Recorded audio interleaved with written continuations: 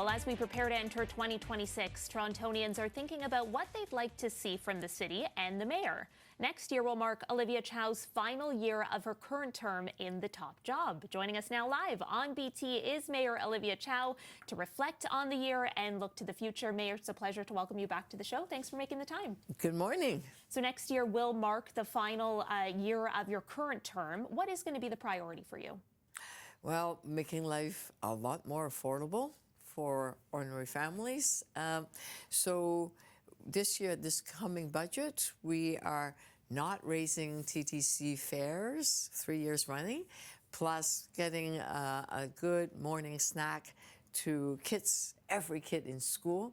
That save a family with 2 kids $1,200, right? $1,200 money in your pocket.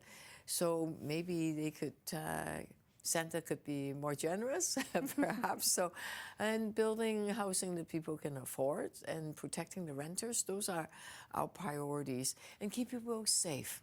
Hiring more officers, having places for teenagers to go to after school so they don't get recruited into the, to criminal activities. So all of those are really important. Safety, making life more affordable.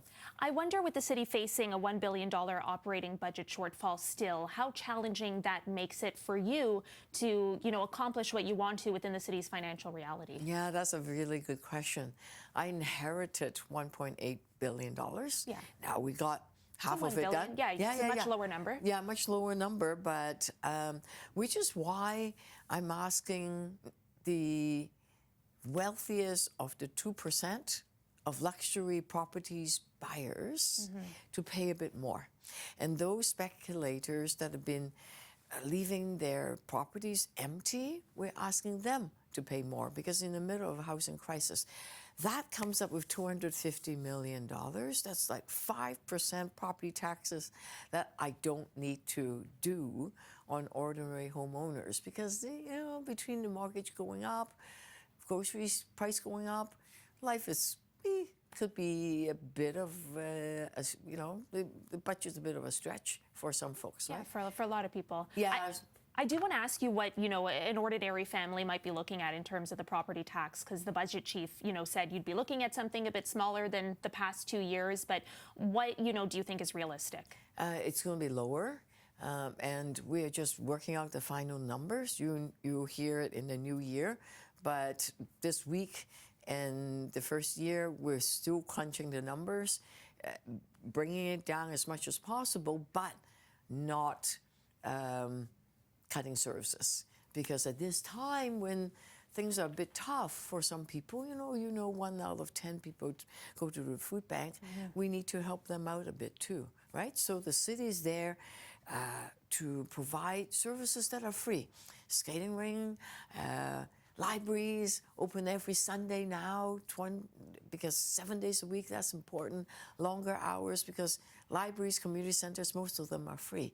So for a family that have trouble paying bills, they don't want to spend so much, there's a place where they can go to. The budget chief also warned that this coming budget could be leaner than previous years, and you say you're not going to cut services. So what does that mean exactly for families? It means that it's a fine balance. It means that we're hiring more police officers to make sure people are safe, but we're also investing in young people so that, talking about libraries, there's teen zones in there. After school, they have a place to go, with a bit of snack, they can play board games and do homeworks too. So it's a balance, keeping people safe, keeping families, more money in their pocket, and good services. So all of those things are very important as we finalize the budget. I've got to ask you, because we're heading into 2026, which will be a municipal election year. Have you decided yet whether or not you're going to seek another term? No, I haven't, because it's in October. I'm trying to figure out what Santa is going to, Fair enough. I might be getting from Santa. But Fair enough. We're like 11 months away. But, what factors are you currently considering in making that decision? Well, let's see how the budgets land, how we could continue to provide support for families, protect the renters, because right now, if the rent go up too much, it's really tough. How do we protect them so they don't get evicted because of high rent? So all of those things, those are policies the city can do, like illegal eviction. How do we stop them? We have a rent eviction bylaw. So a lot of policies are being put in place right now. And can I do everything that I want to do, or do I need another term? So that's the key thing.